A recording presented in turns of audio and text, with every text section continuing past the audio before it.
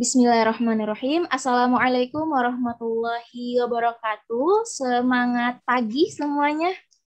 Waalaikumsalam warahmatullahi wabarakatuh.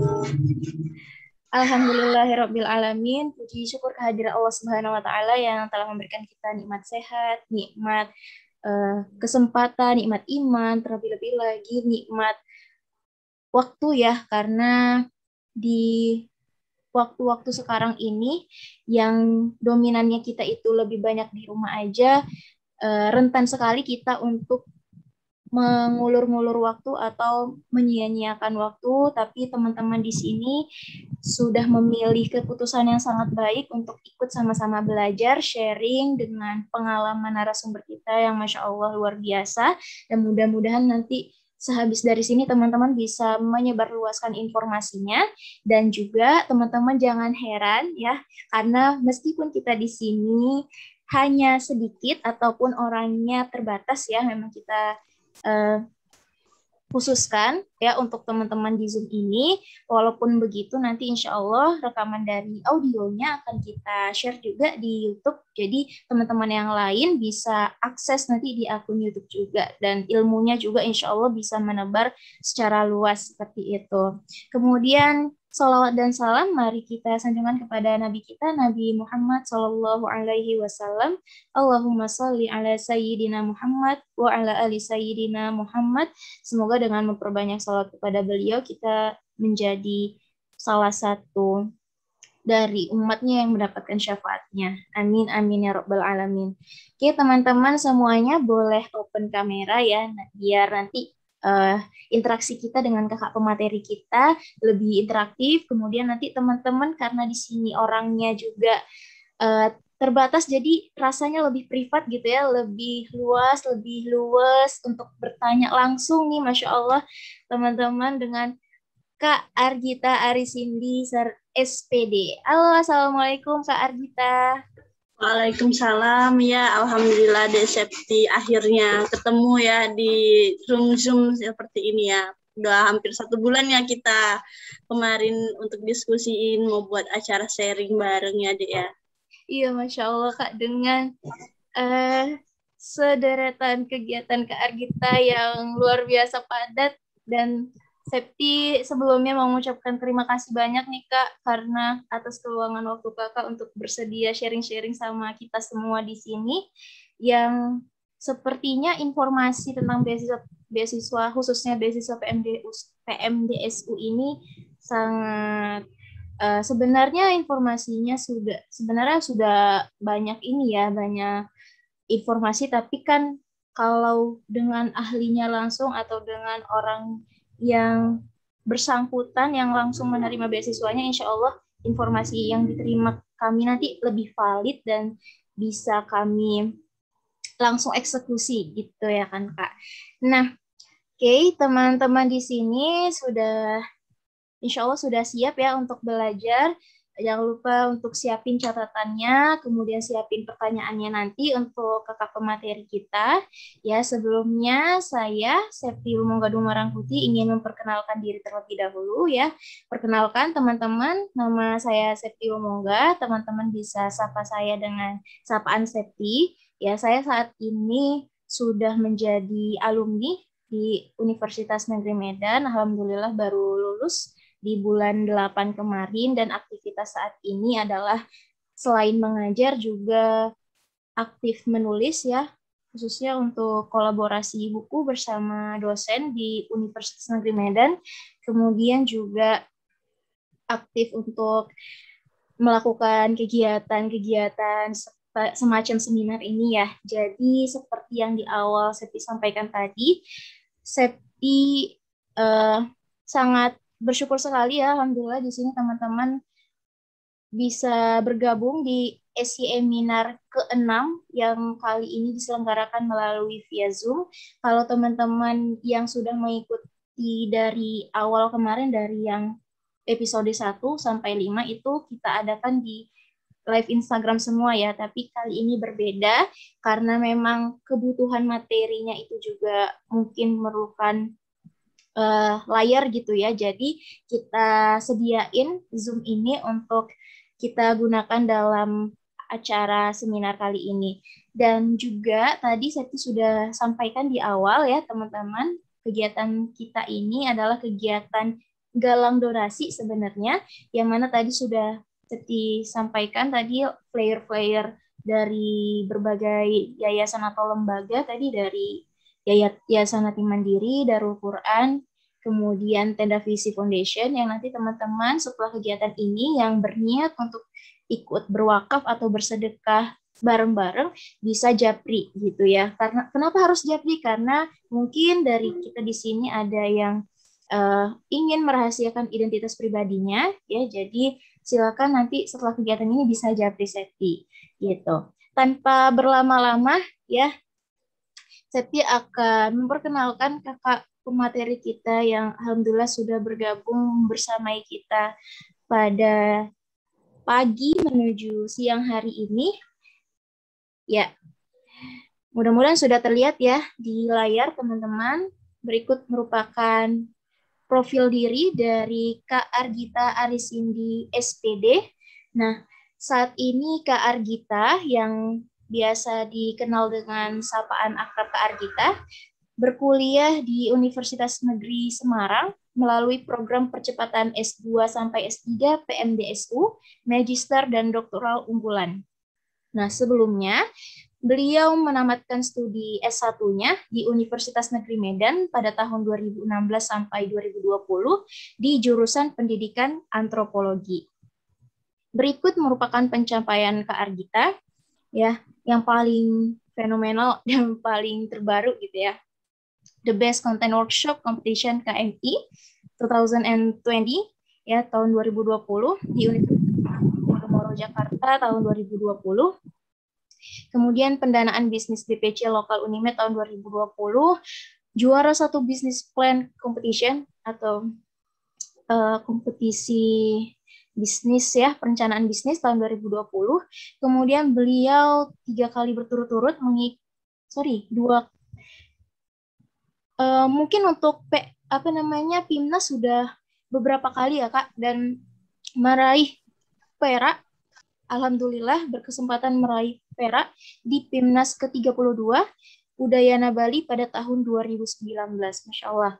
Kemudian di ajang inovasi beliau juga mendapatkan 2 kali medali emas ya di acara IISE Universitas of Malaya tahun 2018, kemudian di ajang Lintex 2018 ya yang diselenggarakan di IPB. Beliau juga beberapa kali melakukan publikasi ilmiah ya, tentu di jurusan yang beliau tekuni pada saat S1 ya, di jurnal Pendidikan Antropologi ya, tentang kesetaraan perempuan disabilitas dalam mewujudkan pembangunan Indonesia berkelanjutan. Kemudian berikut ya teman-teman bisa baca lebih lanjut judul dari jurnal yang Kak Argita terbitkan pada tahun 2020. Masya Allah. Jadi teman-teman sudah lihat profilnya, dan tentu ini merupakan suatu kebanggaan yang luar biasa dari kami ya Kak, menerima materi langsung dari Kakak. Mudah-mudahan nanti bermanfaat, dan tanpa berlama-lama mari kita sambut saja langsung ke materi kita, Kak Argita Arisindi. Assalamualaikum. Halo. Waalaikumsalam. Iya. Dek Septi, Kakak mau share screen tapi ini masih belum jadi co-host gitu. Boleh dijadikan co-host? Baik, Kak. Mana ya, Kak? Oke, Kak. Oke, baik.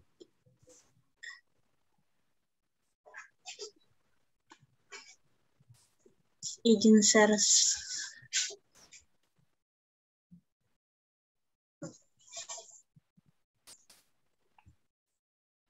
Kepada Kak Argita, waktu dan tempat kami persilahkan.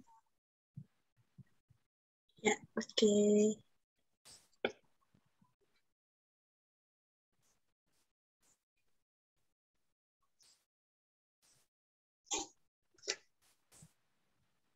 Sudah kelihatan ya Adik Septi ya? Sudah, Kak? Sudah ya? Kak. Oke. Oke, Assalamualaikum warahmatullahi wabarakatuh.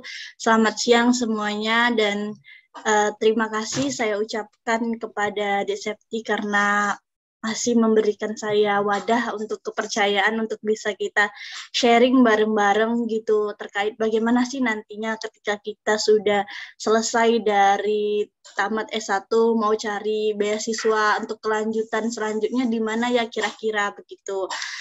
Dan Alhamdulillah hari ini ketemu harinya untuk kita bisa sharing bareng gitu. Terima kasih untuk teman-teman, adik-adik semua yang udah gabung hari ini, meluangkan waktunya hari ini gitu. Karena hari ini weekend harusnya memang kita malah liburan atau apa, tapi malah teman-teman di sini ikut join bareng untuk sharing untuk persiapan gimana sih kira-kira nanti selanjutnya mau lanjut beasiswa di mana supaya nggak membebani gitu untuk perkuliahannya gitu di tahapan selanjutnya misalnya saat ini sudah S1. Baik, tema kali ini adalah how to be a doctor candidate in a young age, berarti bagaimana sih kita bisa menjadi doktoral muda begitu di usia yang muda. Baik, saya akan jelaskan. Saya Argita Arisindi. Baik, selamat datang. Apakah kamu siap untuk bisa menjadi next our day? Maka fokus dan siapkan catatanmu. Mari kita sama-sama wujudkan mimpi kita bersama. Baik, ini sudah diperkenalkan oleh Desepti. Benar, saya Argita Arisindi, penerima PMDSU. Sebenarnya pada awalnya saya memang mengikuti juga di LPDP. Mungkin banyak teman-teman atau adik-adik di sini yang belum tahu gitu, apa sih PMDSU begitu. Memang PMDSU ini adalah beasiswa yang baru saja diluncurkan tahun 2012 ke 2013.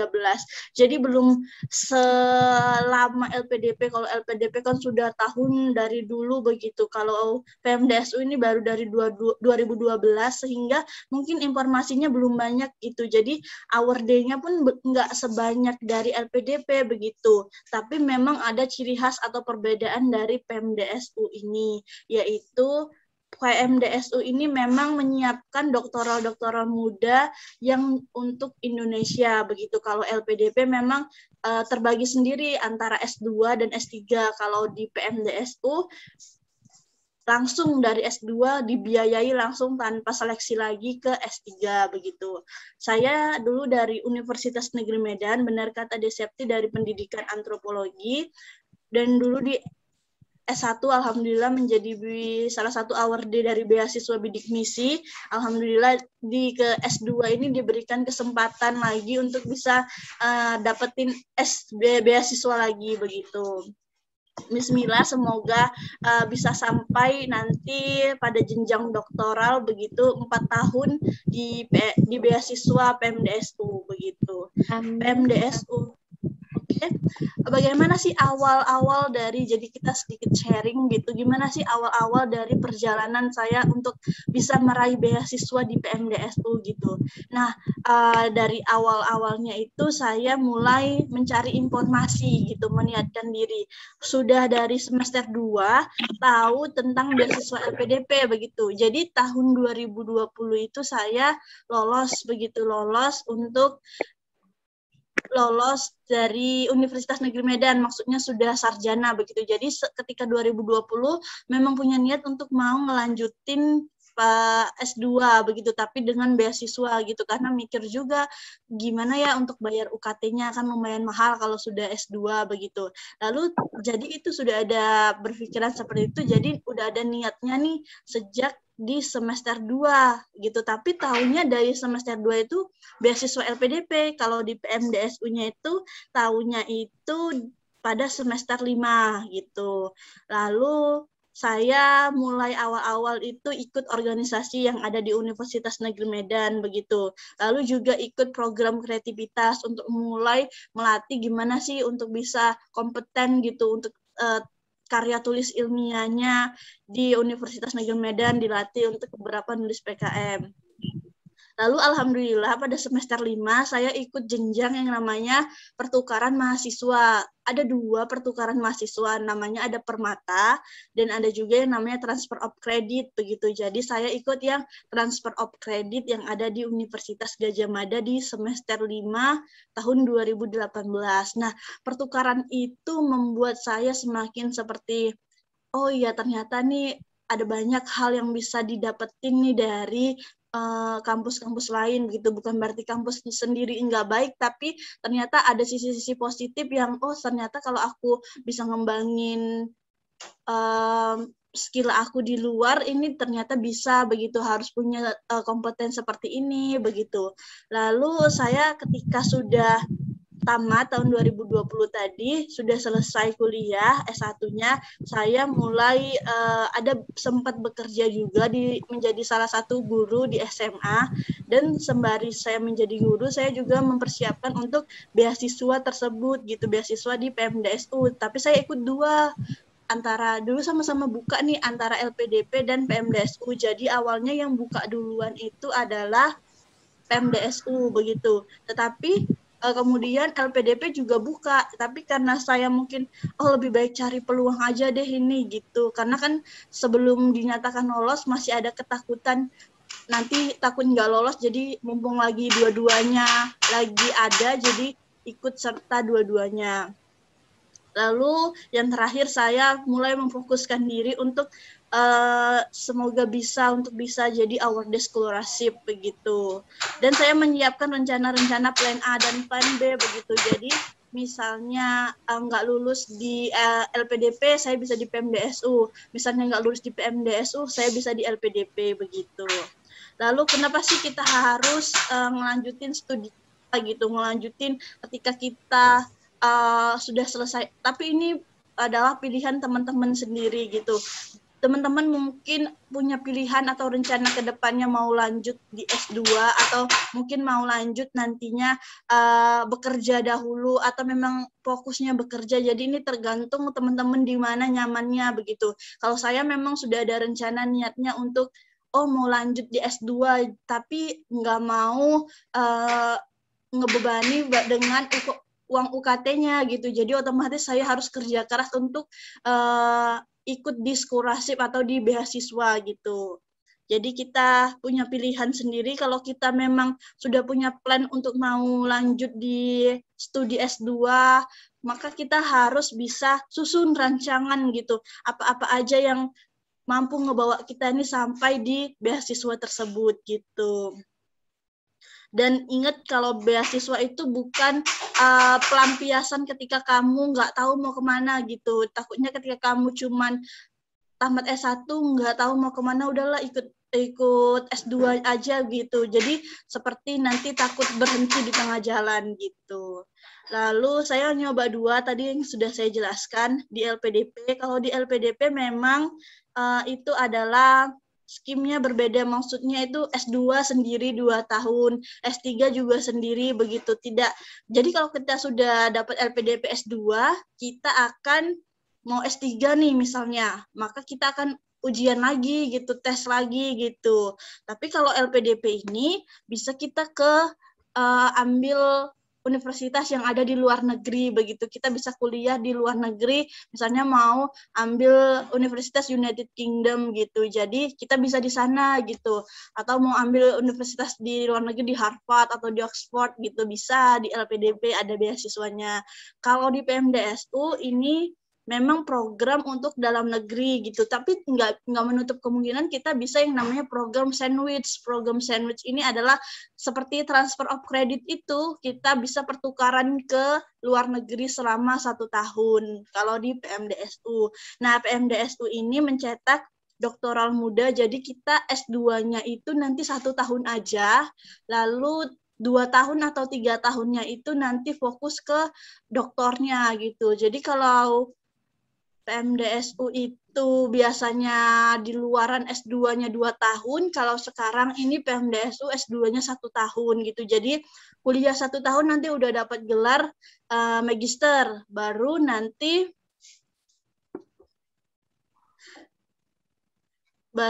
ketika kita sudah selesai 1 tahun dan tiga tahunnya melanjutkan di doktornya begitu. Oke, selanjutnya. Jadi ketika kita mau sebentar. Jadi ketika kita mau menyiapkan untuk beasiswa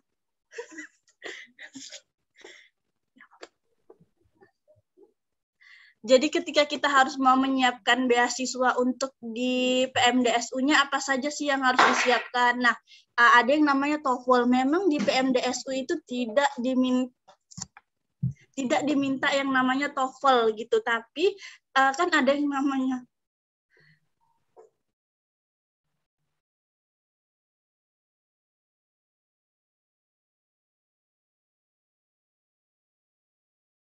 Maaf ya teman-teman, tadi ada sedikit gangguan. Jadi sebenarnya di PMDSU ini nggak kita sediakan TOEFL begitu, nggak ada diminta administrasinya itu TOEFL. Tetapi di PMDSU ini ada yang namanya promotor. Nah, promotor inilah nantinya yang bertugas untuk menyeleksi diri kita, menyeleksi apakah kita ini nanti apakah diri kita ini nanti bisa diterima di promotor beliau. Saya kebetulan dari sosial, memang sosial nggak terlalu banyak ininya promotornya, tapi pasti ada tiap tahunnya begitu. Jadi promotor saya ini minta saya, mana TOEFL kamu gitu. Jadi otomatis ini adalah salah satu seleksi dari beliau gitu. Dimintalah TOEFL-nya gitu. Tapi tergantung promotor yang lainnya. Ada juga yang nggak diminta TOEFL-nya. Tapi buat jaga-jaga sebaiknya kita juga harus nyiapin TOEFL tersebut gitu. Terus ada namanya TPA Bappenas. TPA Bappenas ini seperti kita ujian SBM begitu. Ujian SBM itu kan ada yang namanya TPA. Nah, seperti itulah kita juga harus menyiapkan TPA Bappenasnya gitu. Dan diminta juga minimal skornya adalah 500 begitu. Kalau TOEFL tergantung juga berapa skornya. Saya kemarin juga diminta di atas 500 oleh promotor saya. Lalu kita juga menyiapkan esai. Nah, esai ini enggak cuma di LPDP aja, di PMDSU juga kita menyiapkan esai gitu. Kalau di LPDP itu esainya lebih ke bagaimana kontribusi kita nantinya ke depannya gitu. Tapi kalau di PMDSU esainya itu terkait apa tema tesis dan disertasimu ke depannya gitu. Jadi perbedaannya beda gitu. Kalau di LPDP lebih memfokuskan ketika kita jadi award di LPDP, kita akan bagaimana sih kontribusi kita nantinya di LPDP begitu. Tapi kalau di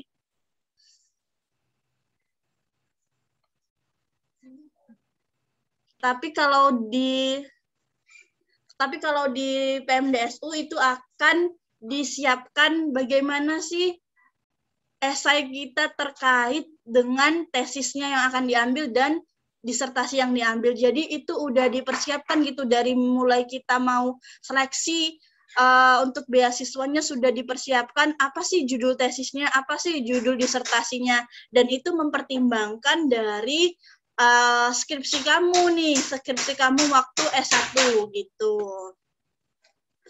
Oke, selanjutnya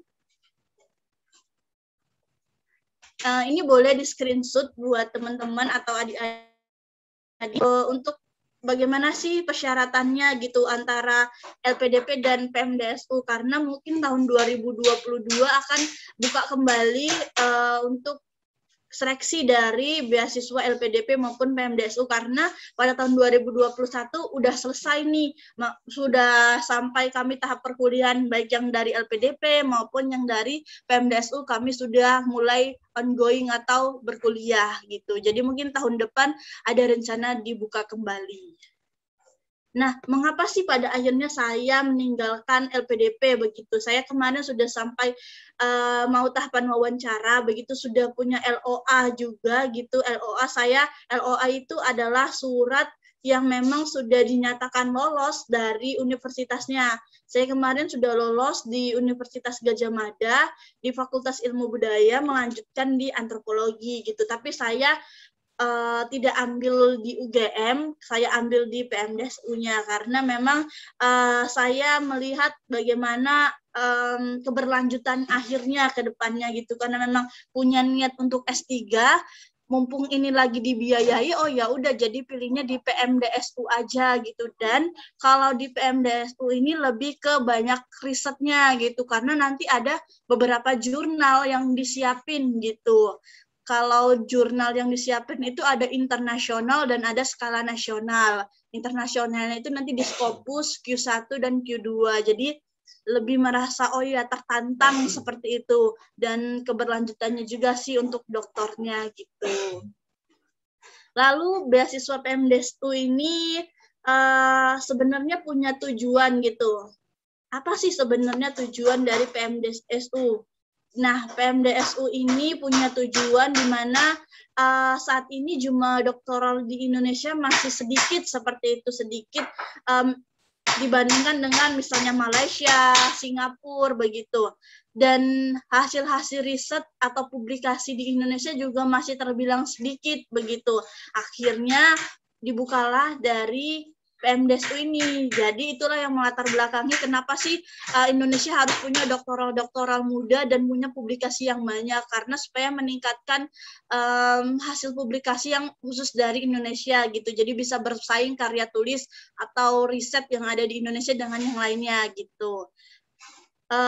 Terus mekanismenya itu pertamanya itu nggak semua yang ada universitas di Indonesia ini bisa ikut yang namanya PMDSU, nggak semua gitu, karena ada beberapa universitas yang harus masukin berkas dulu nih. Kalau berkasnya sudah sesuai, diseleksi, baru universitas tersebut akan bisa dinyatakan menerima mahasiswa PMDSU. Kalau Universitas Negeri Medan itu tidak ada di PMDSU gitu, tidak ada dinyatakan list gitu. Kalau di USU ada, tapi tahun ini tidak ada begitu. Jadi bukan dia ketika sekali sudah daftar lalu dinyatakan nih, kamu bisa nih ambil mahasiswa gitu, universitasnya misalnya seperti USU begitu.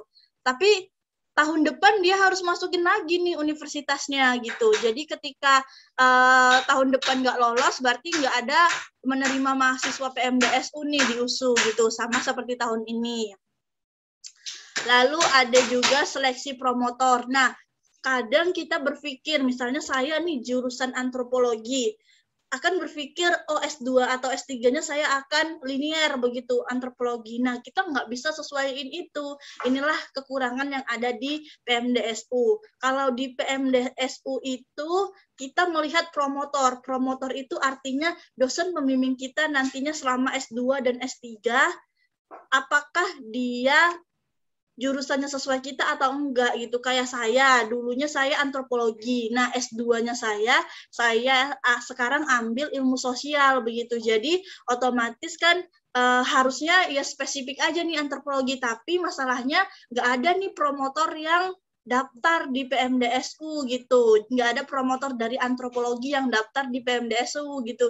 Akhirnya yang daftar adalah yang dari ilmu sosialnya. Nah, kebetulan beliau dari UNES, makanya saya daftar ke beliau gitu. Lalu seleksi mahasiswanya. Kalau saya kemarin seleksi administrasinya aja sama promotornya ada sekitar 30 orang. Tapi kalau untuk yang diwawancarain itu ada sekitar 12 orang. Nah, dari 12, setiap promotor hanya mengambil 1 orang mahasiswa gitu.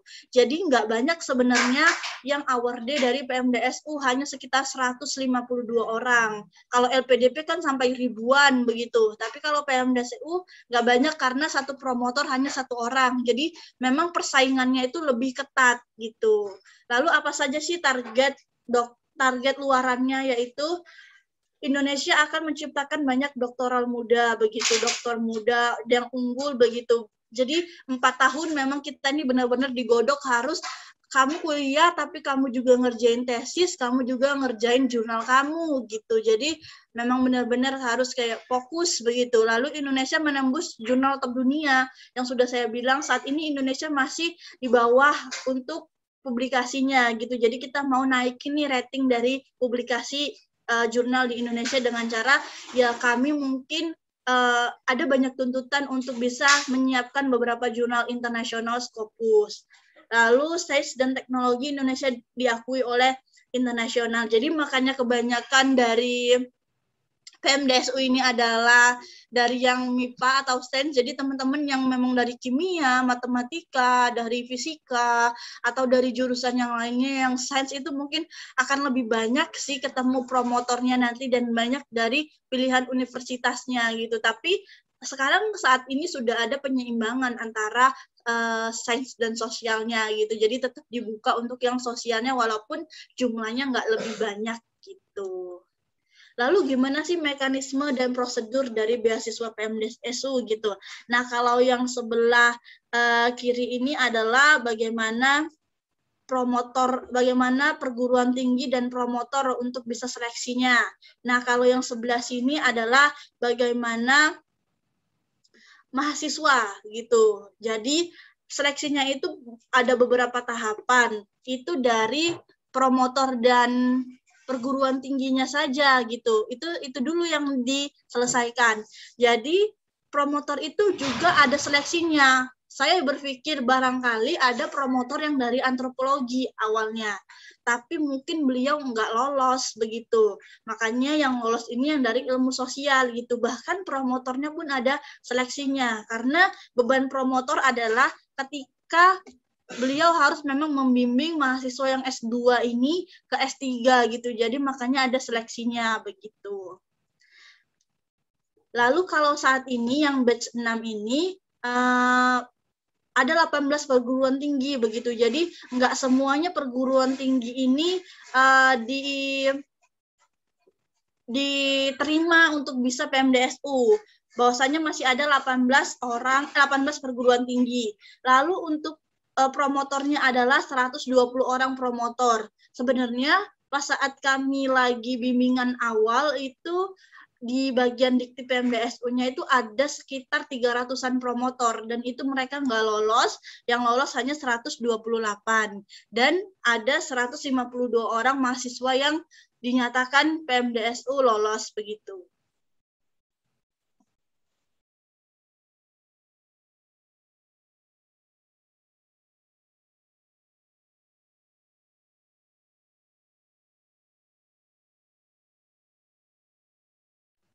Oke, ini dapat dilihat sebaran PMDSU-nya pada batch 6. Saya itu di UNES ini. Nah, saya di UNES, Universitas Negeri Semarang, 1 orang promotor, 1 orang mahasiswa, begitu. Terus ini kenapa ya Kak, ada 3 orang promotor tapi 4 orang mahasiswa, begitu. Tapi bukannya hanya 1 promotor 1 orang gitu pertanyaannya. Nah, 1 orang mahasiswa ini belum dinyatakan selesai begitu, belum dinyatakan selesai. Harusnya sih dia sudah selesai pada 1 tahun S2. Jadi kalau dia belum selesai di 1 tahun S2-nya, itu dia masih dibimbing oleh promotor yang itu masih dibimbing oleh promotor saat ini gitu. Jadi masih dihitung tanggungan PMDSU masuk yang baru gitu. Nah, ini dia.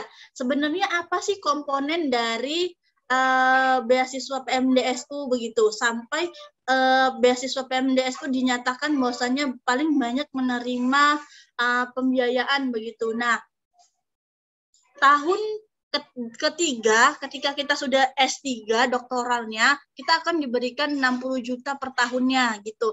Itu adalah untuk riset dan publikasi gitu. Jadi S2 ini 1 tahun. Jadi 1 tahun S2 ini kita untuk adaptasi bagaimana kampus, bagaimana keadaan pembelajarannya. Jadi saya ini S2 juga sekaligus ambil S3-nya gitu. Jadi ketika nanti kan S2 1 tahun, Jadi ketika udah selesai S2-nya 1 tahun, otomatis tahun keduanya itu adalah S3.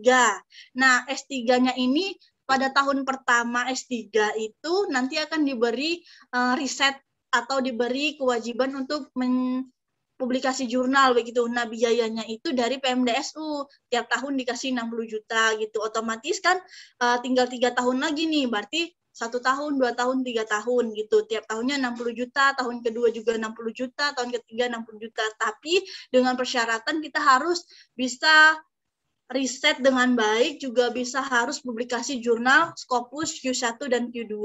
Nah, kalau Q1 itu aja publikasinya itu sekitar 40 juta gitu. Jadi nggak banyak harusnya sih, tapi karena ya sudah memang kewajiban gitu, jadi harus dijalanin gitu. Kalau melihat harus publikasi yang di Q1 atau di Q2 gitu.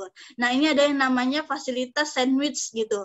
Ya, itu kita bisa kalau mau, tapi ini bukan kewajiban, ini pilihan aja. Kita bisa ambil ilmu untuk, jadi ada MOU-nya PMDSU dengan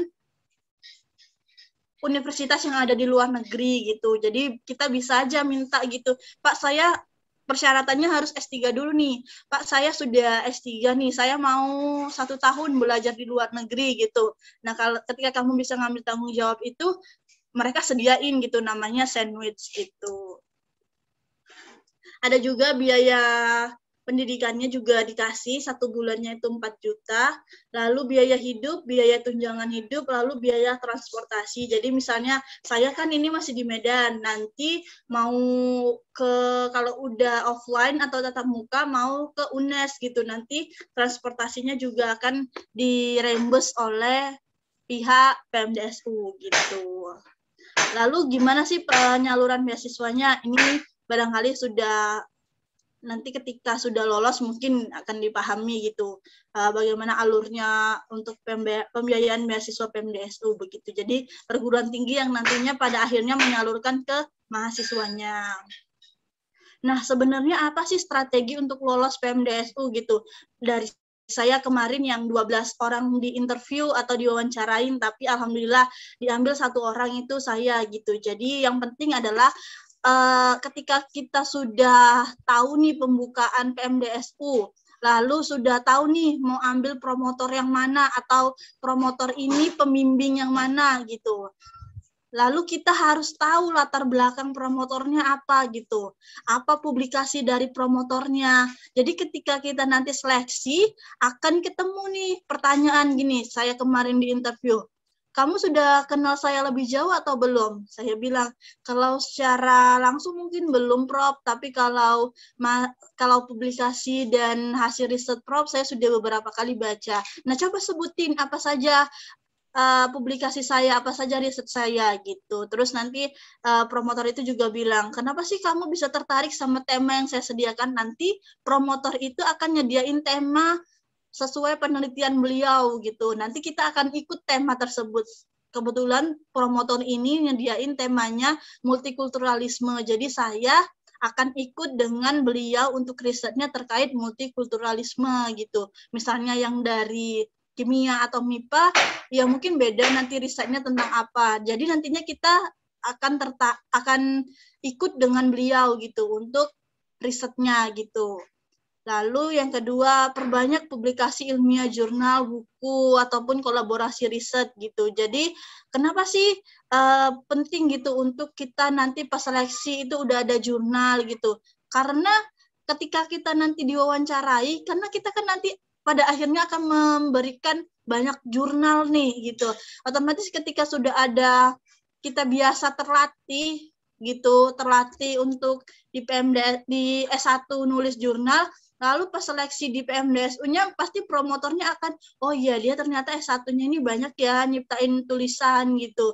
Nggak harus jurnal sih, tapi beberapa mungkin karya tulis bisa juga itu dilampirin gitu. Sebagai bukti bahwasannya kita nih ya nulis itu memang udah hal yang nggak kaku lagi bagi kita gitu. Karena tuntutannya nanti adalah 4 jurnal internasional Scopus Q1, jadi 1 tahun itu minimal 1 jurnal Q1 di Scopus, lalu untuk yang nasionalnya itu ada 8. 1 tahun itu minimal 2. Jadi kami 1 tahun itu minimal 3 jurnal. 1 untuk internasional, 2 untuk nasional. Yang nasional itu Sinta 1, minimal Sinta 2. Lalu persiapan matang rencana tesis dan disertasi gitu. Jadi misalnya promotor itu nyiapin tema multikulturalisme gitu. Jadi berarti saya juga harus nyiapin tema yang terkait tentang multikulturalisme, yaitu tesis dan disertasi saya judulnya gitu, supaya beliau ketika membaca, oh ya beliau sudah nyiapin nih tema disertasi dan tesisnya itu tentang multikulturalisme gitu, berarti udah sinkron nih, udah seimbang nih antara tema yang saya sediakan dengan tema yang beliau sediakan gitu. Lalu pembiayaan PMDSU sudah tadi ya, biaya penelitian per tahunnya itu 60 juta di S3 nanti, jadi 3 tahun berturut-turut 60 juta, tahun kedua 60 juta, lalu biaya uang saku per bulan 4 juta, ada juga biaya bukunya, misalnya kalau kita udah di sana nanti ada biaya asrama, bagi yang kimia mungkin nanti sering ke lab, ada biaya labnya, kalau yang sosial sering ke lapangan, ada biaya lapangannya, terus administrasi perkuliahan, misalnya kayak urusan skripsi, urusan tesis, urusan disertasi itu nanti akan di cover sama PMDSU gitu. Biaya transport ada juga. Terus kan kalau biasanya kalau universitas-universitas yang udah besar, ujian terbuka doktor atau ujian terbuka magisternya itu kan ada pembiayaannya gitu. Jadi itu juga dibiayai oleh PMDSU gitu. Nah, sebenarnya apa sih kebijakan PMDSU gitu. Jadi nih PMDSU ini untuk yang masih muda gitu. Jadi PMDSU ini batas maksimal pendaftarannya itu 24 tahun. Jadi kalau misalnya kita udah 24 tahun, tapi misalnya kalian ini bulan Juli gitu, tanggal 11 dinyatakan kalian memang usianya 24 tahun gitu. Lalu tahun 2022 kalian otomatis kan sudah umur 25 begitu. Nah, itu sudah tidak bisa ikut PMDSU gitu. Batas maksimalnya adalah 24 tahun gitu. Terus promotor hanya menerima 1 orang mahasiswa gitu. Jadi kalian sebisa mungkin lah kalau udah tahu mau ambil promotor yang mana itu benar-benar diniatkan gitu. Jadi kayak gimana ya, kayak udah fokusin ke beliau aja, karena nggak gampang gitu. Dari banyaknya sekian pilihan, promotor akan pilih 1 gitu. Dan semoga nanti kedepannya kalian yang terpilih gitu. Lalu 80% ketentuan atau kesesuaian kelulusan kita nantinya itu ditentukan oleh promotor gitu. Jadi 20%-nya itu dari administrasi gitu. 20%-nya ya cuman ini, kamu memang usia 24 tahun atau enggak gitu. Kalau kamu mungkin nanti ada itu sistemnya di dalam PMDSU, kalau udah lebih dari 24 pasti itu udah maaf Anda sudah lebih dari 24 tahun. Nah, itulah sistem. Lalu 80%-nya promotor yang nentuin kalian lolos atau enggaknya di PMDSU gitu.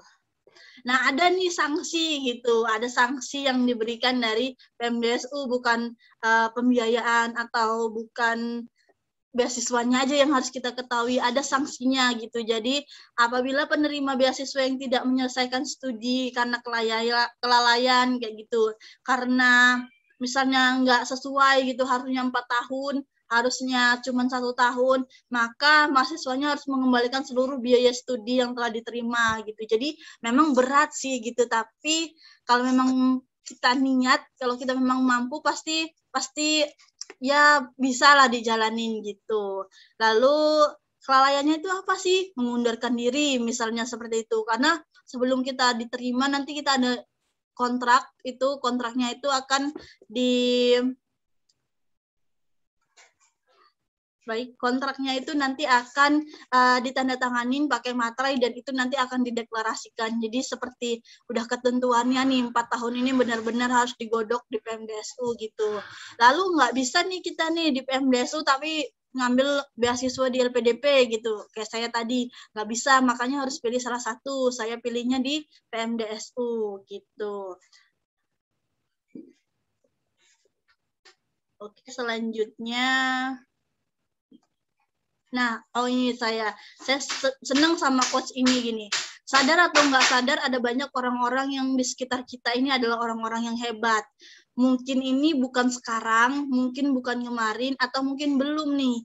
Tapi besok atau lusa ke depannya pasti itu akan terbukti. Yang penting satu, ketika kita lagi jatuh, jatuhlah sedalam-dalamnya. Tapi kalau kita sudah bangkit, maka harus bangkit setinggi-tingginya.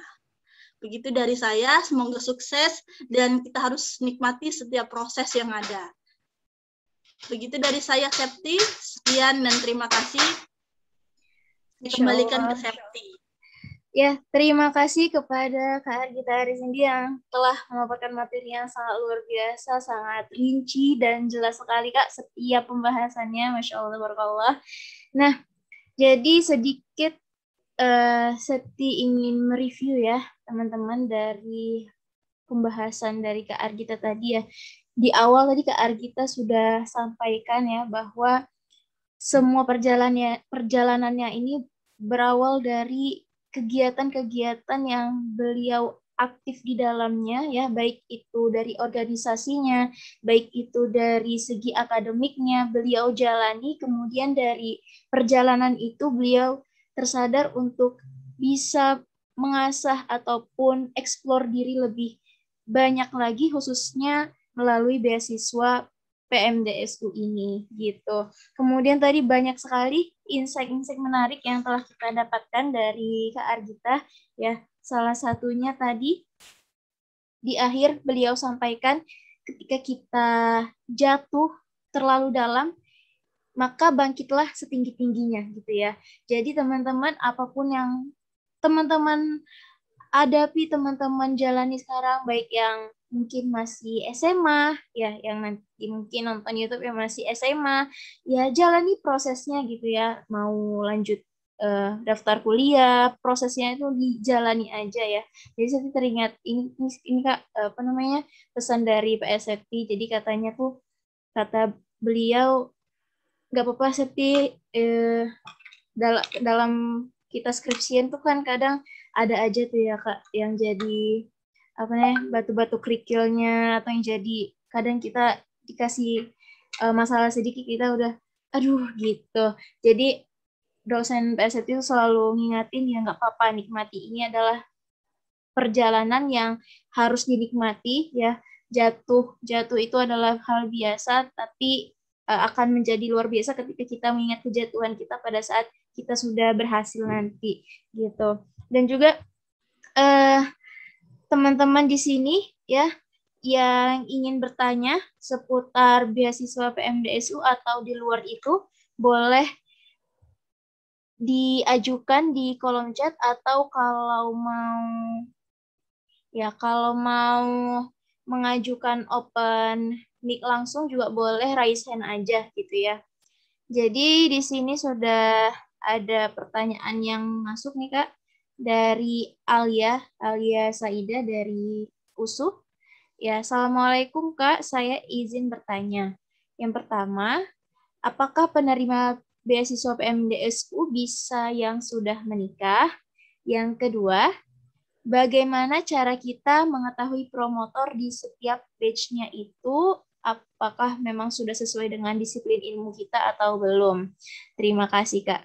Ya, jadi menarik sekali pertanyaan Alia. Yang pertama tadi, apakah kalau kita sudah menikah atau sudah berumah tangga, apakah boleh mendaftar di beasiswa PMDSU ini, Kak? Walaupun umurnya mencukupi gitu ya, Al. Kemudian tadi mengenai promotor Kak, kesesuaiannya bagaimana kita mengetahui apakah promotor tersebut sesuai dengan disiplin ilmu kita atau belum. Begitu bukan Al kira-kira pertanyaannya? Iya Pak Septi. Oke. Kepada Kak Argita, Septi persilakan Kak. Oke, baik.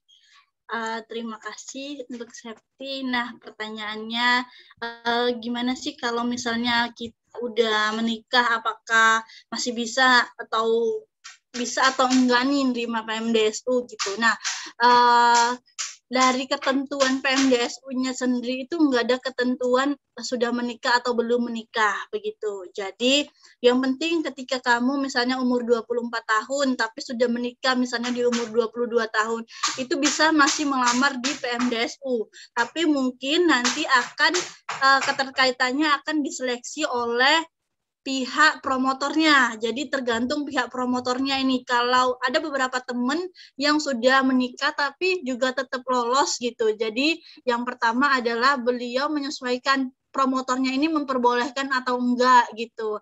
Jadi tergantung dari promotor yang ada pada kita yang kita pilih. Kalau saya memang tidak boleh, kalau di saya memang diwawancarain begitu. Kamu sudah menikah atau belum? Belum, Prof. Nah, ya kalau di saya itu tidak boleh. Tapi kalau di teman-teman yang lainnya itu ada kok yang lolos di PMDSU gitu. Yang penting umurnya jangan lebih dari 24 gitu. Kalau untuk sudah menikah atau tidak menikah diserahkan kembali ke promotornya masing-masing gitu. Lalu untuk yang kedua, bagaimana sih cara kita mengetahui promotor setiap batch-nya gitu sesuai dengan disiplin ilmu kita. Nah, iya benar, itu yang harus diperhatikan karena kan kalau kita sempat seperti salah untuk ambil promotor, otomatis itu udah mengurangi peluang kelulusan kita gitu. Misalnya saya maunya jurusan antropologi gitu, tapi nggak ada nih jurusan antropologinya. Saya misalnya ambilnya itu adalah jurusannya itu mungkin sosiologi gitu. Padahal mungkin ini bagi promotornya, loh kamu antropologi kok ambil sosiologi gitu. Pasti akan mengurangi, harusnya saya bisa ambil yang lainnya, tapi karena saya sudah salah untuk pilihnya ini, makanya lah gagal gitu. Nah, itu penting. Nah, bagaimana sih supaya tahu gitu? Yang pertama adalah nanti akan dilihat ini promotor-promotor itu list promotor yang nanti lihat aja di webnya PMDSU gitu. Nanti ini coba saya share ya, bisa kayaknya share screen supaya lebih gampang. Bisa, nggak apa-apa. Nanti ada bisa dicatat ininya. Ya Kak, udah bisa Kak share screen-nya Kak. Oh, udah bisa ya? Oke. Ya. Saya share screen supaya langsung nanti bisa setelah ini teman-teman cek langsung web PMDSU-nya. Ini sudah ya.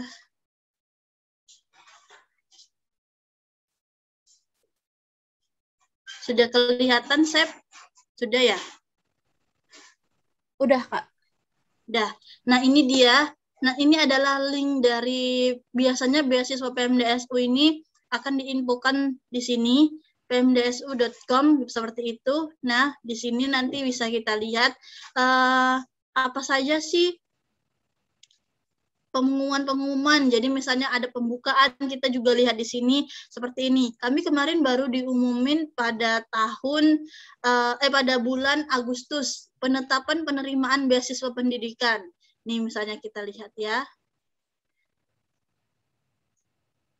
Dan juga list-list promotor juga akan disediakan di sini juga gitu. Nanti di sini tampilin sama mereka, kita lihat list promotornya itu biar gampang. Nih, sorry.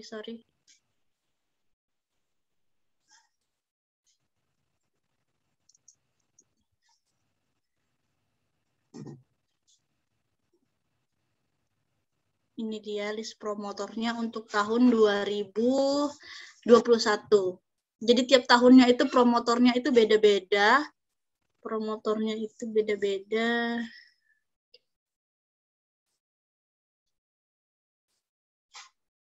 Dan next ya.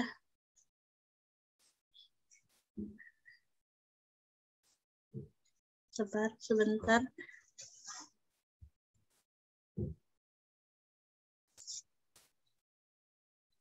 Ini yang kita unduh suratnya. Biar teman-teman juga lihat bareng-bareng di sini ada promotornya itu apa-apa saja.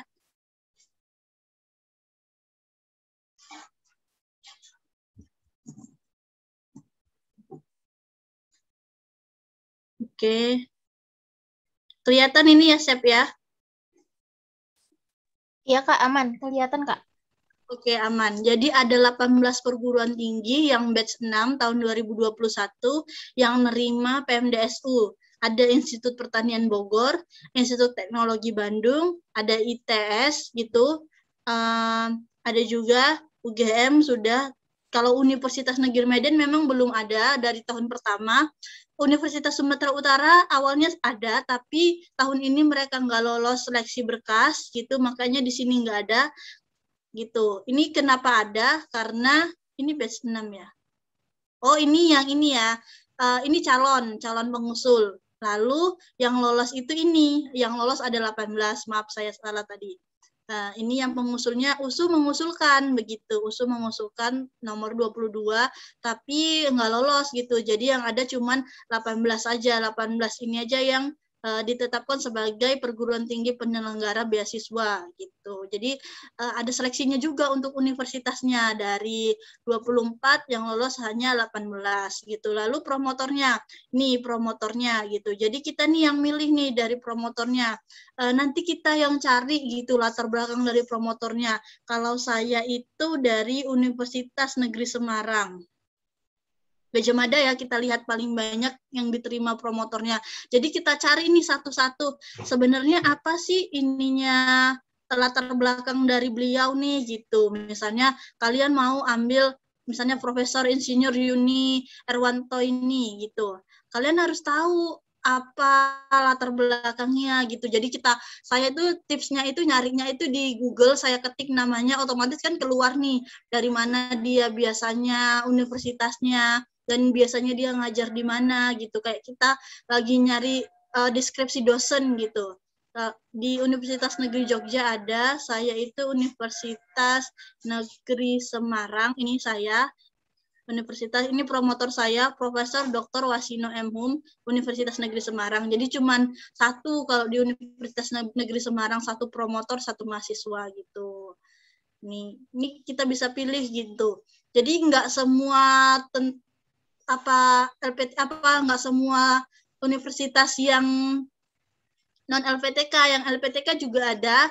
LPTK itu seperti Universitas Pendidikan Indonesia begitu. Mereka juga nerima sesuai dengan jurusannya. Memang di sini nggak dijelasin sama mereka apa sih jurusan promotornya. Nah, kita yang harus pandai-pandai pilih, pandai-pandai carinya gitu. Bisa teman-teman lihat gitu. Oke. Yang penting update aja di PMDSU-nya ini. Oke, Sep, dari saya itu, Septi. Oke, Kak. Terima kasih ya, Kak, jawabannya. Jadi, kalau boleh saya simpulkan tadi, kalau untuk pertanyaan pertama, untuk yang masalah menikah atau belum, dari penyelenggara secara umum tidak ada persyaratan eksplisit gitu ya, Kak, tapi tergantung promotor kita masing-masing. Kalau misalnya gini, Kak, misalnya izin nih Septi agak nambah pertanyaan. Kalau misalnya di tengah perjalanan kuliah kita gitu, Kak, di awal kita memang bilang kita belum menikah gitu, tapi di pertengahan perjalanan kuliah ternyata kita menikah gitu, Kak. Itu gimana tuh, Kak?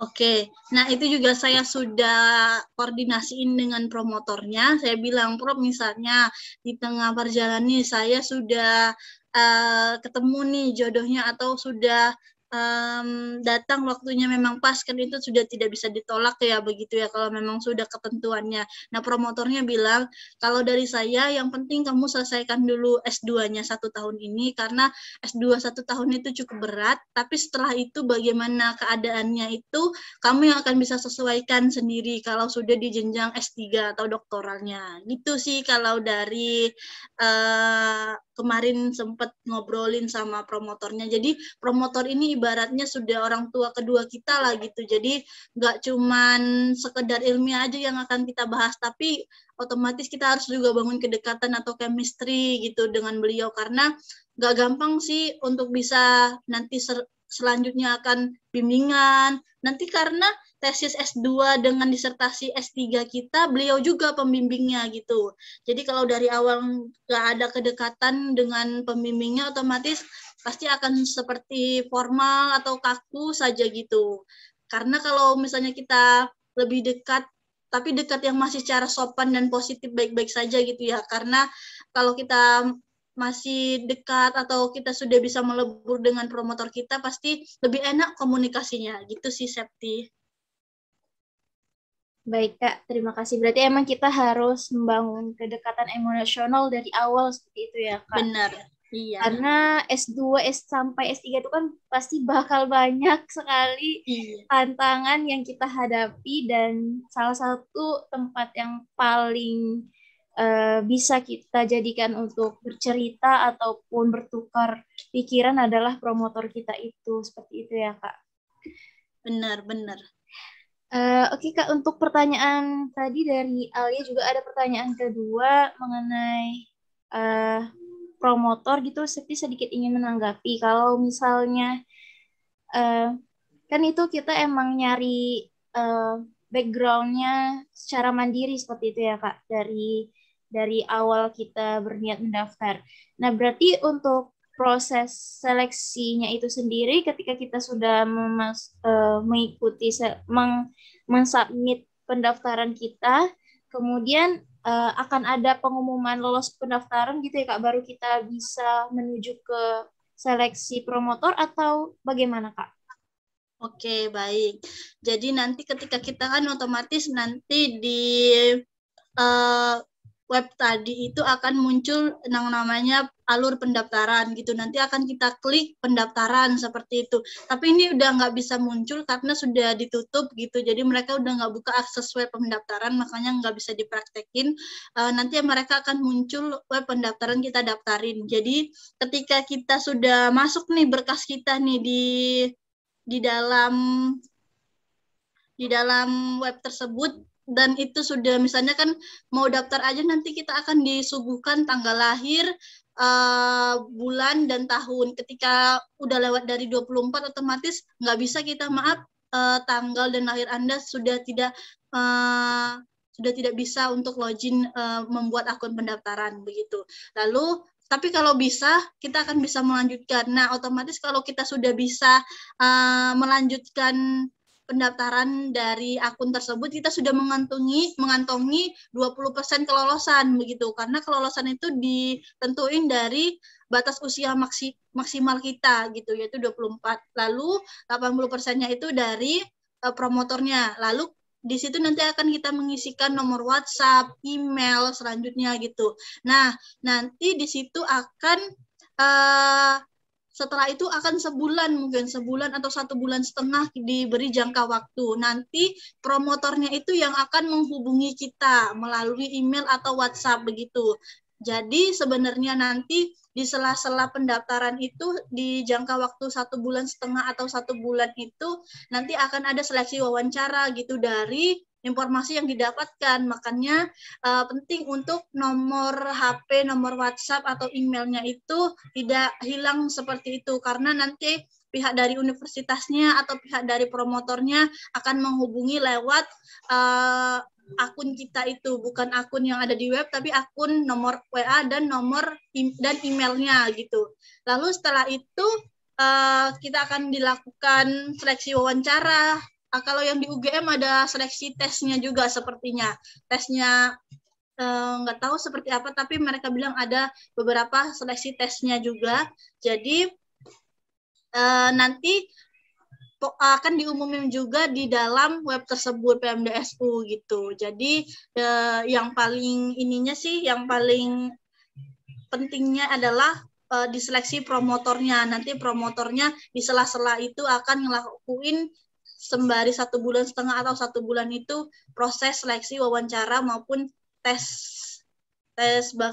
sesuai jurusannya mungkin ya, kalau yang di universitas lainnya gitu, Septi. Oke, Kak. Sudah paham, sudah paham. Terima kasih ya, Kak. Nah, ini ada lagi, Kak, pertanyaan kedua dari Indira Mastura. Izin bertanya, Kak, apakah kita harus mendaftar ke universitas dulu atau langsung mendaftar beasiswanya saja? Kemudian, apakah harus memberikan research plan untuk beasiswa ini? Dan kira-kira penilaian apa yang paling mempengaruhi keberhasilan kita dalam mendapatkan beasiswa ini? Mungkin Oke, itu dulu, baik. Kak. Ya, boleh. Pertanyaannya, apakah kita harus mendaftar ke universitas dulu atau langsung mendaftar beasiswanya saja? Kalau di PMDSU ini juga kembali lagi pendaftarannya itu tergantung di promotornya gitu.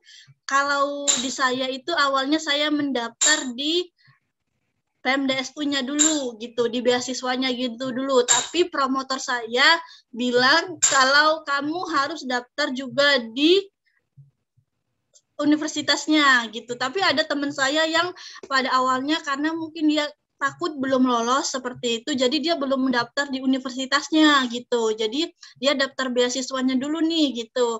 Jadi itu semua bisa dikomunikasikan lagi ke promotornya gitu. Kalau saya kemarin kan ada dikasih kesesuaian sama beliau. Kalau mau ambil sebagai saya promotornya, kamu nanti silahkan daftar di universitasnya gitu.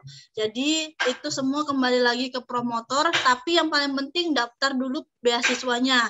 Ketika PMDSU sudah buka, kalian daftar dulu beasiswanya, lihat promotornya, lalu ketika sudah lihat promotornya, kalian langsung cari di Google untuk bagaimana sih email beliau. Nanti pasti ada misalnya hasil dari publikasi beliau, mungkin nanti akan dicantumin email gitu. Kalian bisa email ke beliau, lalu Prof, saya mau tanya gimana ya proses seleksi supaya saya bisa menjadi mahasiswa bimbingan Prof gitu. Lalu nanti beliau akan balas, oh seperti ini, saya mau yang belum menikah. Saya mau nanti kamu harus daftar universitasnya di UNES dulu. Kalau saya dulu persyaratannya gitu ketika saya email ke beliau gitu. Lalu pertanyaan kedua, apakah harus memberikan riset plan untuk beasiswa ini? Nah, ini juga kembali ke promotornya. Kalau promotor saya minta, tapi 90% sih kalau riset plan ini diminta sama promotornya, karena pada akhirnya nanti ada kewajiban atau beban sendiri untuk buat jurnal atau riset gitu. Ada riset plannya, kalian bisa cantumin riset plannya itu di tesis kalian atau di rancangan disertasi. Kalau riset rancangan disertasi dan tesis itu sudah diminta ya pastinya nanti ketika seleksi wawancara gitu. Jadi kalian bisa, mungkin beliau nggak bilang mana riset plannya, tapi kalian bisa masukin di dalam rancangan disertasi ataupun rancangan tesisnya gitu. Lalu yang ketiga, kira-kira Kak penilaian apa yang paling mengaruhi dalam keberhasilan mendapatkan beasiswa ini? Nah, yang paling mengaruhi adalah penelitian kalian sebelumnya atau kesesuaian kalian dengan tema penelitian dengan beliau gitu. Nah, kalau penelitian saya itu kan dulunya memang dari antropologi, tentang multikulturalisme itu ada gitu. Nah, kebetulan pula riset beliau lebih fokus ke multikulturalisme gitu. Jadi udah ada kesesuaian. Jadi beliau enggak melatih orang baru lagi nih, enggak kayak buka lembaran baru lagi nih ngajarin tentang hal baru tentang multikulturalisme gitu. Jadi salah satu kuncinya keberhasilannya adalah gimana sih kita bisa nyeimbangin riset kita dengan riset yang disediakan atau tema penelitian yang disediakan oleh promotornya tersebut. Misalnya promotornya itu ada tentang rancang bangun begitu. Otomatis kalau saya yang daftar multikulturalisme pada awalnya, saya kan nggak bisa dari antropologi tapi mau daftar di rancang bangun, promotornya nggak bisa gitu. Jadi tema itu yang harus diperlihatkan. Lalu ketika kita seleksi wawancara, kita harus bisa lugas dan tegas nyampein isi disertasi kita dan isi tesis kita gitu. Jadi beliau pun bisa mempertimbangkan, oh iya ternyata dia sudah memang sejauh ini memahami isi tesisnya ya, sejauh ini sudah memahami akhir dari penelitian disertasinya gitu. Itu juga salah satu kuncinya sih, Sep. Gitu dari saya. Ada lagi gimana, Sep? Oke, Kak. Jadi tadi salah satu kunci keberhasilannya adalah di kesesuaian background dari kita dengan background dari penelitian dari promotor kita, begitu ya, Kak. Dan ditambahkan Benar. lagi nih, Kak, dari pertanyaan Kak Indira, beliau menambahkan sedikit, mohon maaf ya, Kak. Gak Jadi, apa-apa, makin tenang deh iya, banyak. alhamdulillah Nah, bersemangat sekali ya, Kak. Apakah pada iya. saat sudah menyelesaikan S2, kita harus mendaftar S3-nya lagi atau langsung melanjutkan S3 setelah selesai S2? Kemudian, apakah kita melangsungkan penelitian 2 kali untuk menyelesaikan studi S2 dan S3-nya? Mohon pencerahannya, Kak. Oke, baik. Pertanyaannya yaitu, oh ya, apakah saat kita menyelesaikan S2, apakah kita harus mendaftar S3 lagi, atau langsung melanjutkan S3 setelah kita selesai S2? Lalu apakah kita langsung penelitian 2 kali untuk menyelesaikan studi S2 dan S3-nya? Oke, nah kita tidak harus mendaftar S3 lagi gitu. Jadi kita sudah, bahkan saya saat ini sudah masuk di kelas atau di mata kuliah di S3 gitu. Jadi untuk S2-nya ini 1 tahun aja, setelah itu langsung nggak daftar di universitas lain, jadi berkesinambungan S1, S2 saya di UNES, otomatis S3 saya juga di UNES. Lalu jurusannya S2 saya ilmu sosial, S3 saya nantinya juga akan ilmu sosial gitu. Jadi nggak daftar-daftar lagi, jadi udah langsung ke S3-nya gitu, udah langsung ke S3-nya, nggak melalui proses seleksi lagi gitu. Lalu kalau penelitiannya gimana ya untuk 2 kali atau menyelesaikan S2? S2 kita nanti penelitiannya adalah menyelesaikan S2 terlebih dahulu 1 tahun.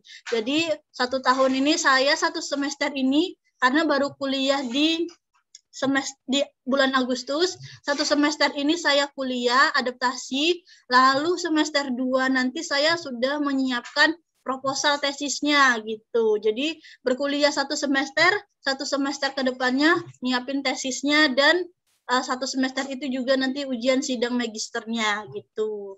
Jadi 1 kali aja dulu penelitian terkait tesis kita. Baru setelah kita sudah selesai di S2 1 tahun, kita ke S3 3 tahun, barulah kita penelitian lagi terkait disertasi yang akan mau kita buat. Dan itu biasanya berkesinambungan sih gitu. Berkesinambungannya antara tesis kamu dengan disertasi kamu gitu dia, Sep.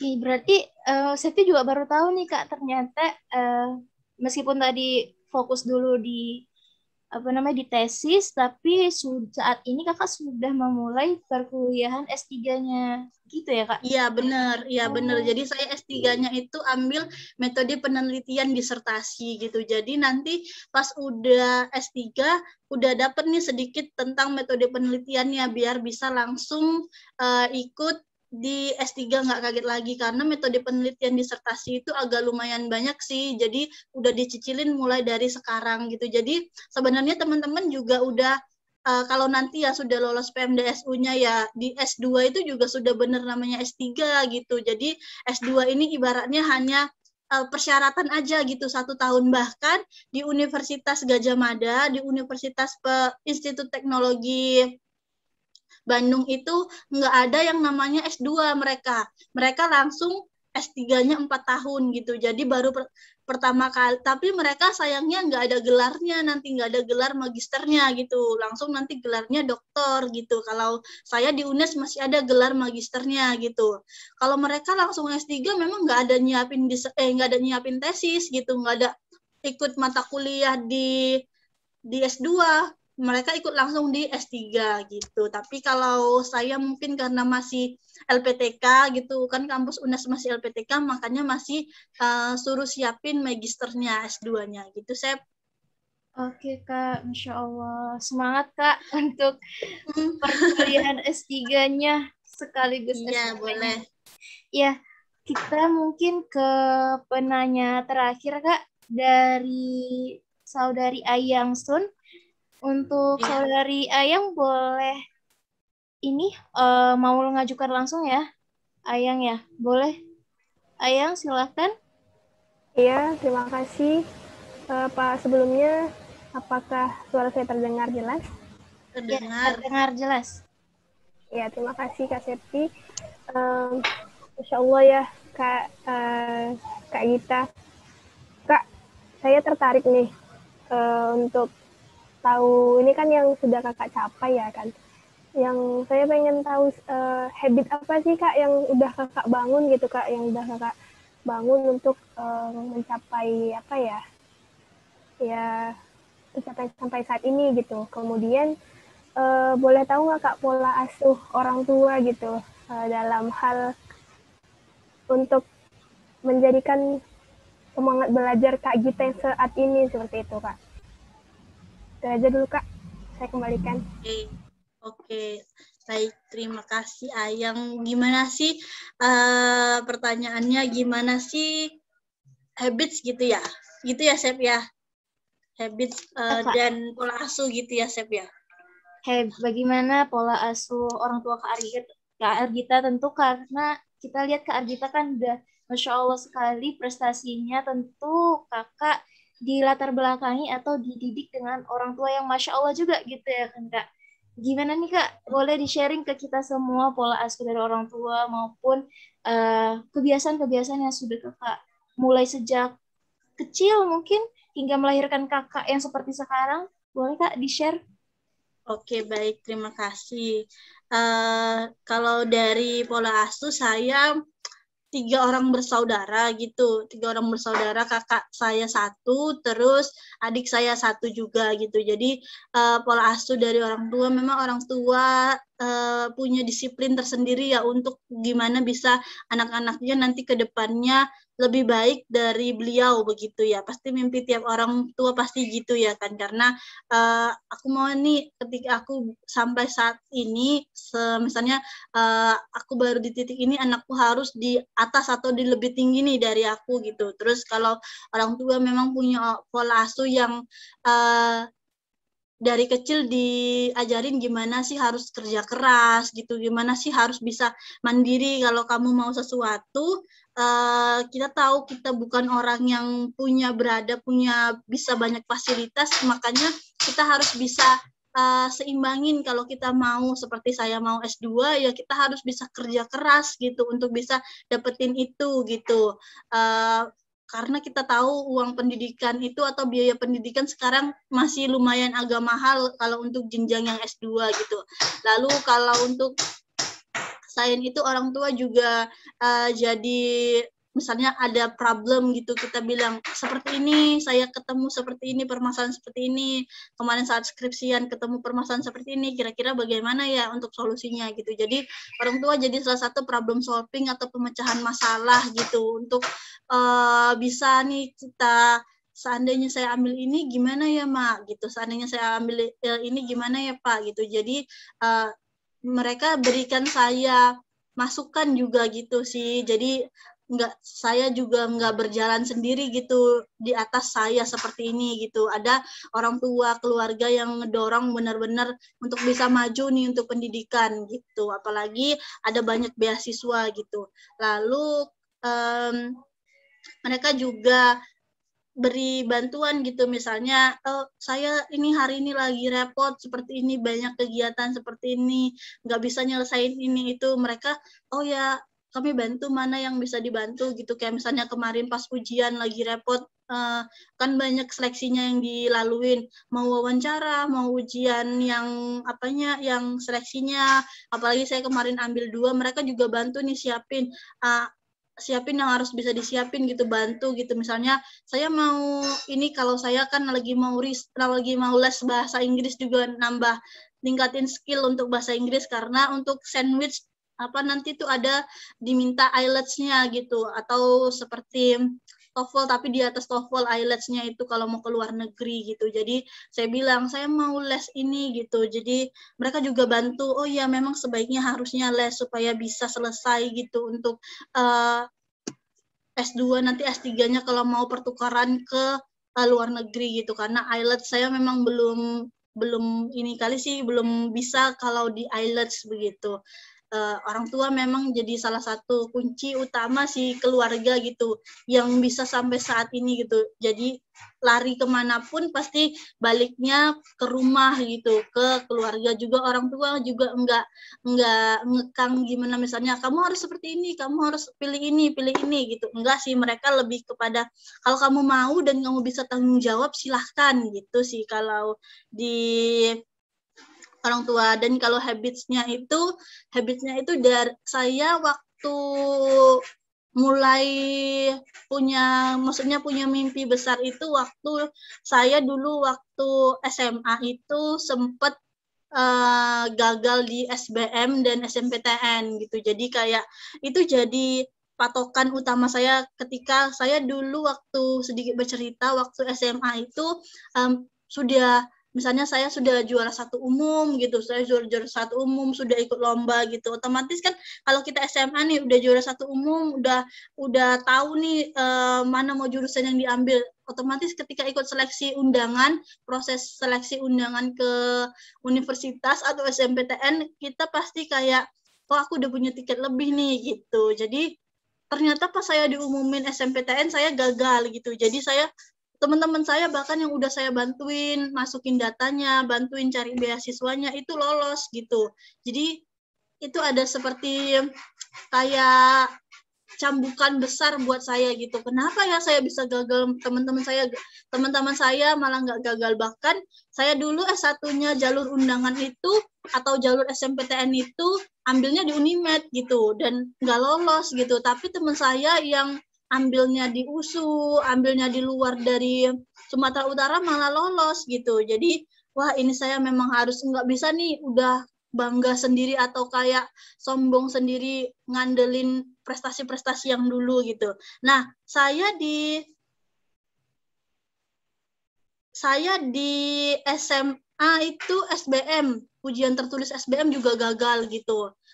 Saya jadi sebenarnya ini gimana ya ini gitu. Jadi saya juga waktu itu daftar juga selain di Unimed ada di namanya PTKI yang ada di dekat Amplas gitu. Saya udahlah mau daftar di sini juga lah gitu. Tapi alhamdulillah ternyata tahun 2016 ada namanya seleksi mandiri tapi bukan yang bayar secara personal atau bayar uangnya gitu. Tapi seleksi mandiri itu ada beasiswa bidik misi gitu. Dan baru pertama kali itulah seleksi mandiri ada beasiswa bidik misinya di Unimed gitu. Alhamdulillah saya coba ikut itu dan alhamdulillah lolos gitu. Jadi saya alhamdulillah ini di percobaan ketiga saya lolos di beasiswa bidik misi pula gitu dan di seleksi mandiri gitu, seleksi ketiganya gitu. Jadi ada sih perjuangan panjang gitu. Sebenarnya saya ketika SNMPTN itu malu gitu. Nama kawan-kawan saya itu dipampangin kalau di sekolah kan yang lolos jalur undangan itu ditempel di kayak spanduk besar gitu. Waduh, malu. Udah juara 1 tapi nggak masuk undangan gitu. Tapi ternyata Allah punya rencana lebih seperti itu. Jadi alhamdulillah. Dan bahkan saya dengar isunya tahun 2016 itu tahun pertama dan tahun terakhir seleksi mandiri yang berbasis beasiswa bidik misi gitu. Jadi alhamdulillah sekali gitu masih dikasih kesempatan untuk bisa berjuang sampai bisa di beasiswa gitu kalau saya Septi. Kalau habitnya sih palingan ya sama teman-teman itu ya kita walaupun kita tahu tapi kita ya seperti mengajak mereka. Misalnya kita di dalam kelas kita paham tentang pelajaran ini tapi ada teman kita yang nggak tahu ya kita tetap sharing sama mereka tapi nggak menjatuhkan mereka gitu. Jadi kita memang bisa harusnya humble dengan teman-teman yang lain karena kita nggak tahu gitu jatah suksesnya orang-orang yang ada di sekitar kita seperti apa gitu. Mungkin belum sekarang tapi nanti mereka bahkan bisa lebih sukses dari kita atau teman-teman di sini mungkin nanti yang bisa nolong saya atau malah sebaliknya seperti itu Septi. Masya Allah, merinding gitu ya Kak mendengar perjalanan Kakak yang iya. Ini ada sedikit sih Septi sudah muncul ya. Sudah ini Kak. Saya kemarin karena kembali lagi ke yang PMDSU, saya karena kemarin pilih kan saya nanti pilih nih, kita pilih klik profil calon promotor ya kan. Kalau kita udah buat akun ya, kalau kita udah buat akun nanti kita akan bisa ngelihat profil calon promotor begitu. Nah, ketika kita klik profil calon promotor nanti kita akan satu-satu ini bisa lihat gitu. Saya kemarin karena kan Prof Wasino ini adalah promotor saya gitu dari UNES. Nah, nanti beliau akan bilang di sini akan ditampilin di web PMDSU-nya begitu. Akan ditampilin di web PMDSU-nya. Misalnya kita mau pilih Prof Wasino gitu atau Prof yang lainnya nanti kalian klik kalau udah buat akun ya klik Prof, tapi kalau nggak buat akun memang nggak bisa, dan kalau mau buat akun itu nanti kalau mau dibuka pendaftaran, kalau sekarang nggak bisa kita buat akun gitu. Nanti kita klik profil calon promotor akan muncul ini sedikit tambahan aja Profesor Dr. Wasino, nanti dibilang sama beliau ininya bidang keahliannya itu adalah pendidikan kebinekaan gitu.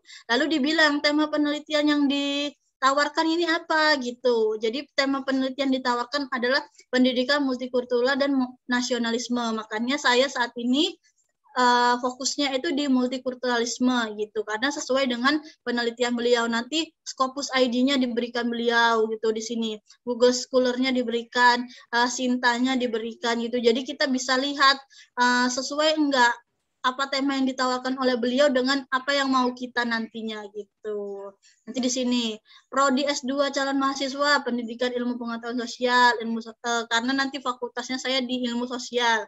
S3-nya juga sama gitu. Jadi nanti supaya nggak kesusahan gitu teman-teman, kalau udah buka pendaftarannya bisa dilihat profil masing-masing calon promotornya sesuai sama jurusan teman-teman. Gitu Septi dari saya, Sep. Kak, terima kasih sudah menjelaskan dengan sangat rinci kepada kami tadi, termasuk tadi bagaimana profil promotor yang ditampilkan di website ya Kak. Sedikit tadi insight yang sangat luar biasa tadi dari pertanyaan dari saudari Ayang ya mengenai perjalanan Kakak yang memang sebenarnya yang kami tahu ya, yang kami lihat di sini mungkin hanya yang sukses-suksesnya aja gitu ya Kak. Padahal di belakang itu sangat banyak sekali rintangan maupun tantangan yang sudah Kak Argita hadapi ya, dan beliau buktikan beliau bisa survive sampai di tahap ini, dan mudah-mudahan kita doakan ya teman-teman semua di sini, mudah-mudahan beliau bisa sukses juga menjalani perkuliahan S2 sampai S3-nya melalui jalur percepatan. Mudah-mudahan urusannya lancar selalu begitu Pak. Dan kami doakan di sini juga Kakak bisa mendapatkan kesempatan-kesempatan yang lebih baik lagi ya di luar beasiswa ini. Mungkin nanti ada kesempatan lain yang menghampiri Kakak seperti itu dengan dan tetap merendah seperti itu ya Kak. Mudah-mudahan. Terima kasih sekali nih Kak, di waktu-waktu yang sekarang mungkin Kakak pengen nyelesain riset atau gimana, tapi Kakak memilih untuk sharing bersama kami gitu Kak. Makasih banyak ya Kak. Iya, sama-sama Sep. Teman-teman yang sudah bertanya juga saya ucapkan terima kasih banyak ya atas pertanyaannya. Mungkin untuk apabila ada yang mau bertanya juga, mungkin nanti bisa ya Kak melalui DM atau melalui DM Instagram mungkin bisa ya, kalian bisa add ataupun bisa follow Kak Argita ya di @argita_arisindi, ada di flyer kita ya ininya ID ataupun username Instagramnya ya. Jadi teman-teman boleh follow Kak Argita, kemudian bisa sharing lebih jauh mungkin dengan beliau via DM atau via apapun ya. Teman-teman juga setelah ini boleh dong sharing ilmu atau insight yang kalian dapatkan, bisa di post nanti di story ya, supaya teman-teman yang lain bisa tahu apa aja nih insight yang kalian sudah dapatkan melalui seminar kali ini. Nanti bisa tag ke Instagram Kak Argita ya di @argita_arisindi, bisa dilihat di player, dan boleh tag juga moderatornya nih @septilongga @septlmggdumr. Oke. Ya. Dan juga terakhir Septi ingin ingatkan juga teman-teman yang pengen donasi, silakan nanti setelah ini bisa hubungi Septi ya via Japri di WA ya di 0858 3612 6250 ya untuk informasi lebih jauh. Tadi karena kan Septi cuman ini ya, cuman melampirkan player ya. Nanti insya Allah ada keterangan tambahannya juga nanti bagi teman-teman yang ingin komitmen untuk wakaf maupun sedekah seperti itu. Terakhir mungkin ada closing statement dari kakak. Closing statement dari kakak itu mungkin kalau teman-teman selagi muda, selagi masih banyak waktu untuk bisa ngejar impian, ngejar kemauan, barangkali banyak tantangan yang akan ditemui. Yang penting teman-teman harus yakin dulu kalau dirinya itu bisa. Maka insya Allah teman-teman pasti akan diridhoi dan setiap perjalanannya pasti akan dimudahkan. Gitu dari saya, Septi. Ya Kak, terima kasih banyak atas closing statement-nya Kak. Begitu juga Septi menambahkan sedikit ya seperti yang tadi disampaikan ke Argita. Raih kesempatan-kesempatan baik ya yang teman-teman yakin bisa ya, teman-teman tanggung jawabi. Insya Allah hal-hal baik juga akan datang ke teman-teman gitu. Jadi pastikan hanya yang baik-baik aja yang kita pilih gitu. Yang nggak baik, yang menurut kita tidak direstui orang tua atau tidak menimbulkan keberkahan, sebaiknya tidak usah dipilih. Pilih aja yang baik-baik. Insya Allah hal-hal baik datang ke kita. Baik, terima kasih teman-teman semuanya di sini. Untuk closingnya, teman-teman boleh kita foto bersama sebentar. Sebelum kita akhiri, mumpung di sini udah azan zuhur nih Kak, di Medan. Ya benar-benar, Sep. Mohon maaf ya Kak, ini ada extra time-nya nih Kak. Soalnya kita sepakatnya kan sampai jam 12. Mohon maaf ya Kak. Sampai ya nggak apa-apa. Setengah jam nih. Oke, ya, saya yang bisa open cam silakan open cam ya. Kita dokumentasi sebentar. Ya. Oke. Siap-siap ya. 1, 2, 3. Oke, sekali lagi. 1, 2, 3. Oke, terima kasih banyak semuanya teman-teman yang sudah Terima kasih banyak, Sep. Ya, kami ucapkan terima kasih juga Kak Argita atas ilmu dan pengalaman serta waktunya yang luar biasa diberikan kepada kami. Mudah-mudahan sehat selalu ya Kak. Di Semarang ya Kak sekarang? Ya benar. Enggak, ini masih di Medan insya Allah bulan 1 kayaknya. Karena ambil tesisnya di Medan, makanya masih di sini. Oh, Masya Allah. Mudah-mudahan baik itu nanti di Medan maupun di Semarang tetap Allah mudahkan, Allah lancarkan. Kemudian sukses. Semoga pada lulus juga ya di beasiswa, mau di LPDP, di PMDSU, bisa lanjutin S2-nya. Semoga ya, amin. Amin. Semoga kita bisa ketemu mungkin di kesempatan-kesempatan baik atau sama-sama jadi nomor di PMDSU mungkin ya. Amin.